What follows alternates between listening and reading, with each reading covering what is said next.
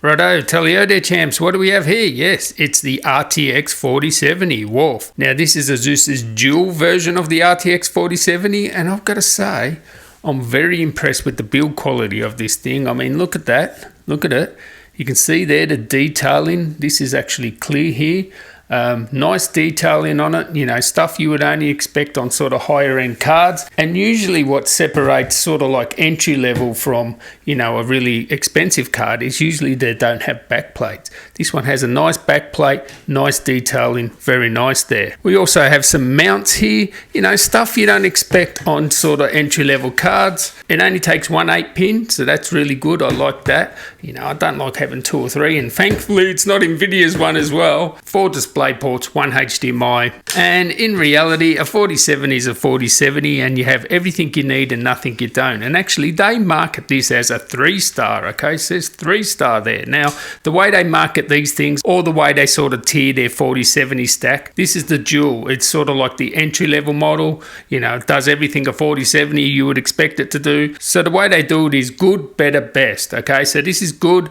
Better, you get the tough version, and you want the best, you get the Strix version. Now the tough version's like a 4-star rated. I think the Strix is a 5-star. I might be wrong, maybe the tough is 4.5, I'm not sure. So the tough and Strix versions will have, you know, slightly higher clock speeds. They'll have better coolers, more features, more RGB, you know, probably an extra HDMI, bit better build quality, etc, etc. But I think unless you're really going to overclock or you're building some sort of fancy system, you know, why not just get this, save yourself the money, get the dual. One thing that's been famous with the duals over the years is they have these, you know, ball bearings that last a really long time in their fans. And of course it's ASUS, so, you know, ASUS are known as, you know, the premium brand. And in my experience have always been worth it, especially for sort of resale too. Everybody wants ASUS. The ASUS stuff always sells out here in Australia at least.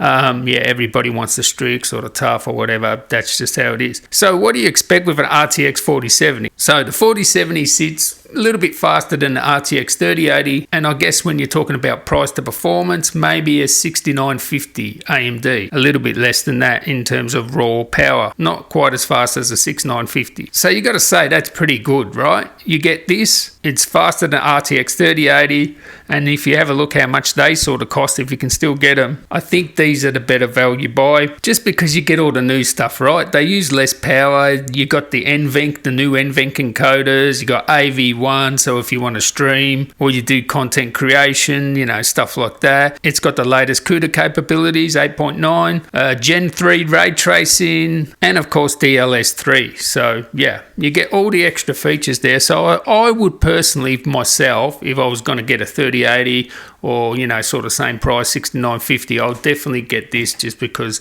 you know, AV1's important to me, the latest NVENC encoders are important, and DLSS will make this, you know, you'll be able to perform like, say for example, like a, you know, 4080 or something like that if you add DLSS to this, like, and the 4080 doesn't have DLSS, you could get sort of the same sort of, you know, experience, although of course you would have to use the DLSS to do that. 12 gigabytes of video memory.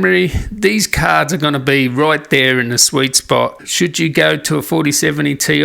Well, that is a bit faster than this. I mean, if you can save the bucks up there, why not? But I mean, these duals, man, everything you need. If you're not going to overclock or you haven't got a fancy system, this is the way to go. Get the dual. No point spending any more, and stay tuned for more on this. I'm going to see if I can get like a 4090 or 4080 experience, just, you know, using a bit of tweaks here and there. See if I can get that same sort of gaming experience without losing too much in, you know, the graphics and stuff like that, using, you know, a few tricks of DLSS and stuff like that. And, you know, I'm going to get some people to try it and say, can you tell the difference? Can you tell the difference between the look of this and the 4090? And can you tell the gaming experience? I want to see. I just want to see that. Anyway, catch you in the next one, guys. Tally ho.